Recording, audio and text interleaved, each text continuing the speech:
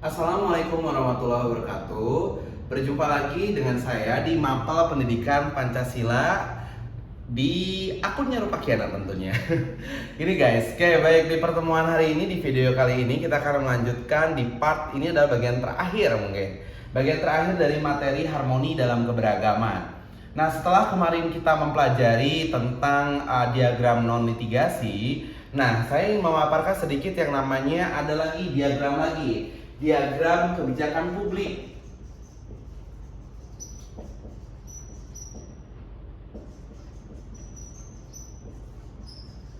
Maksudnya diagram kebijakan publik itu gimana Pak? Jadi gini loh, kalau kemarin kan kita respon masalah itu untuk kalau kita secara personal nih yang jadi pelaku ataupun yang orang menengahi di antara kedua orang yang bermasalah. Nah, kalau diagram kebijakan publik ini adalah masalah yang biasanya timbul dan harus diresponnya oleh pemerintah.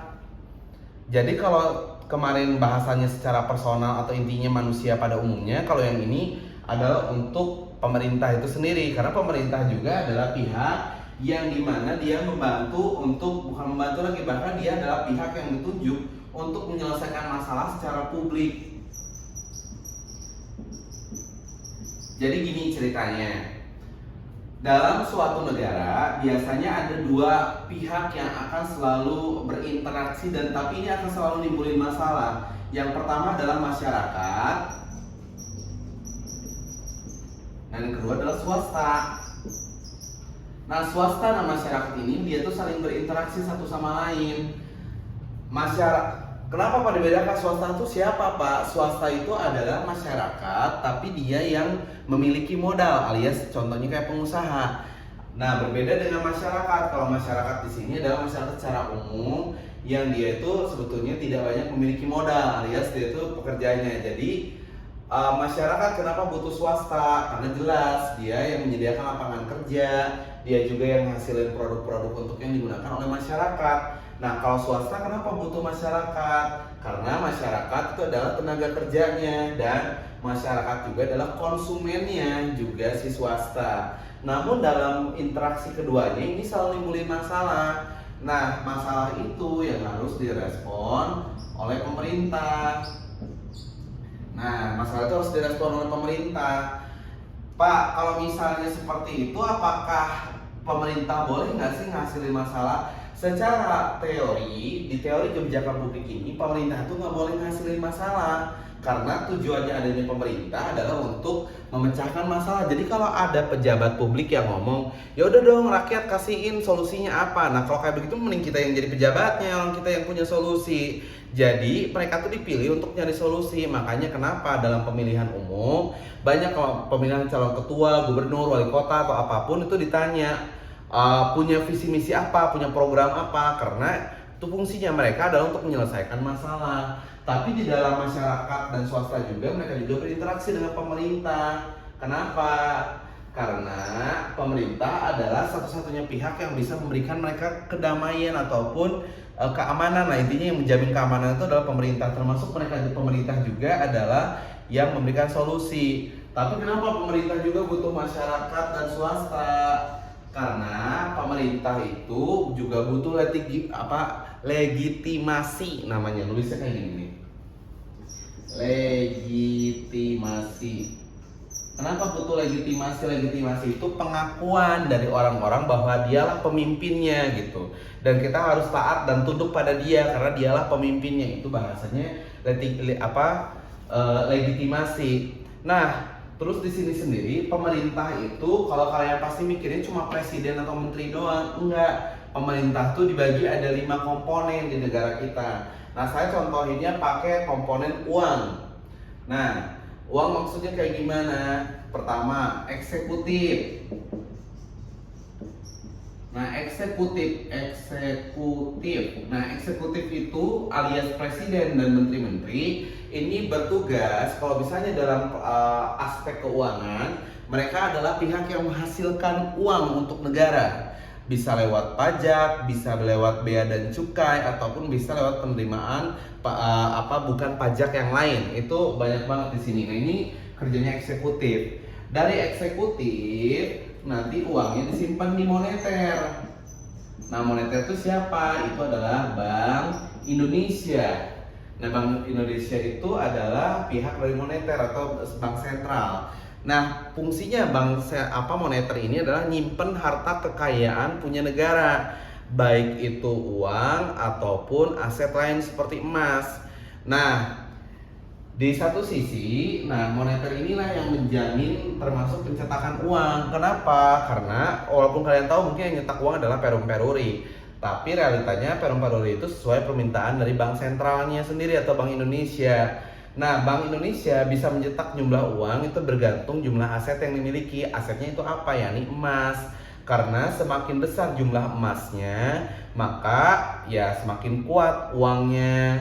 Pak, kenapa kalau kayak gitu kita bisa dong nyetak uang banyak-banyak? Nah, itu karena kembali lagi ke aset emasnya. Kalau misalnya kita nyetak uangnya banyak tapi emasnya tetap sedikit, yaitu namanya inflasi. Inflasi itu apa? Jadi ketika harga barang itu lebih tinggi dibandingkan pendapatan yang dimiliki oleh masyarakat.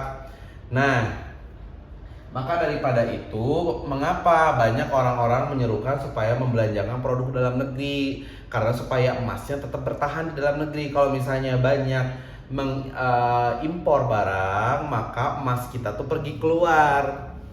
Nah, tapi berbeda kalau misalnya banyak ekspor barang, maka emas dari luar negeri banyak ke kita. Makanya kalau misalnya kalian lihat, kenapa mata uang rupiah tuh kok lemah banget?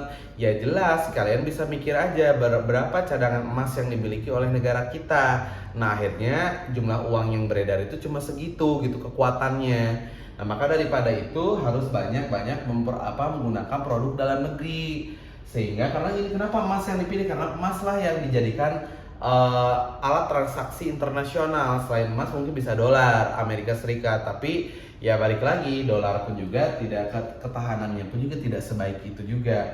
Jadi berbeda dengan logam ya seperti emas itu. Nah, setelah uangnya dipakai disimpan di moneter, yang ketiga uang itu dikelola bersama oleh eksekutif bersama legislatif. Nah, legislatif ini terdiri dari MPR, di dalamnya ada DPR plus DPD. Nah, fungsinya mereka khususnya DPR ini punya fungsi namanya budgeting atau fungsi anggaran. Nah, fungsi anggaran ini misal nih eksekutif ngajuin proposal untuk Kementerian Sosial tahun sekarang atau misalnya MBG nih, MBG butuh 70 triliun atau misalnya butuh 100 triliun. Nah, kata DPR tuh, oh ini kegedean, kurangi 90 triliun. Nah, ini fungsinya legislatif. Kenapa harus sesuai izin legislatif? Karena itu uang rakyat, jadi hanya wakil rakyat yang boleh mengatur uangnya untuk dipakai apa-apa aja oleh eksekutif itu. Jadi bukan eksekutifnya yang nentuin.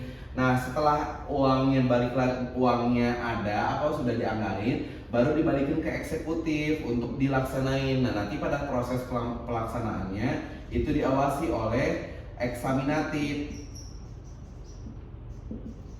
Nah, eksaminatif di negara kita tuh adalah Badan Pemeriksa Keuangan. Fungsinya kayak ngapain? Jadi kalau uang-uang yang dipakai oleh pemerintah atau eksekutif ini diawasi oleh BPK.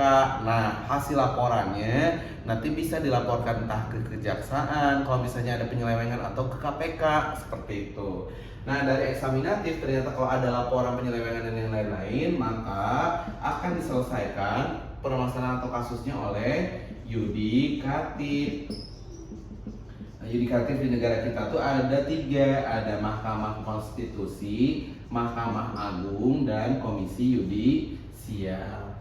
Nah, kalau Mahkamah Konstitusi itu menyelesaikan perkara yang berkaitan dengan Undang-Undang Dasar, kalau Mahkamah Agung di bawah Undang-Undang Dasar, kalau Komisi Yudisial kalau misalnya ada pelanggaran kode etik yang dilakukan oleh hakim MK ataupun MA.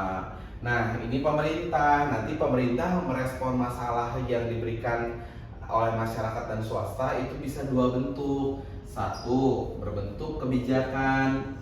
Kalau kebijakan ini contohnya kayak program.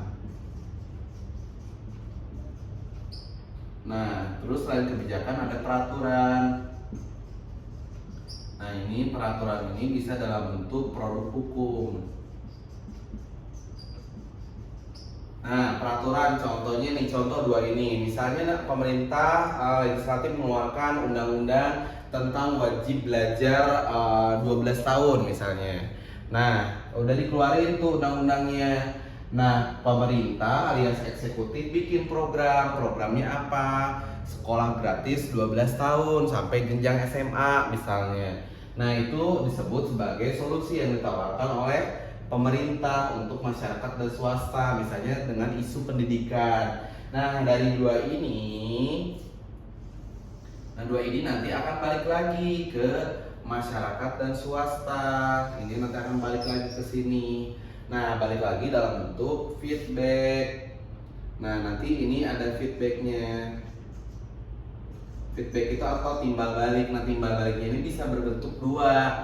Ada yang berbentuk bisa berbentuk ini tuh dukungan ataupun komentar atau kritik lah, atau kritik nih. Jadi dukungan atau kritik. Jadi di dalam prosesnya, di dalam pemerintah ini menekankan apa? Baik itu pemerintah ataupun siapapun yang memimpin, ada satu hal yang menarik di dalam diagram kebijakan publik ini, bahwa program sebaik apapun itu pasti akan selalu ada yang kritik, dan baik program seburuk apapun pasti selalu ada yang dukung. Maka daripada itu, kalau kalian nanti diamanai sebagai pimpinan perusahaan, pemerintah atau siapapun, jangan ragu untuk mengambil solusi. Kenapa? Karena solusi yang ditawarkan begitu berbentuk program ataupun produk hukum itu selalu menimbulkan dua respon, dukungan dan kritikan. Jadi selalu ada pro kontra di dalamnya. Maka jangan pernah ragu untuk mengambil solusi yang ada. Selagi apa?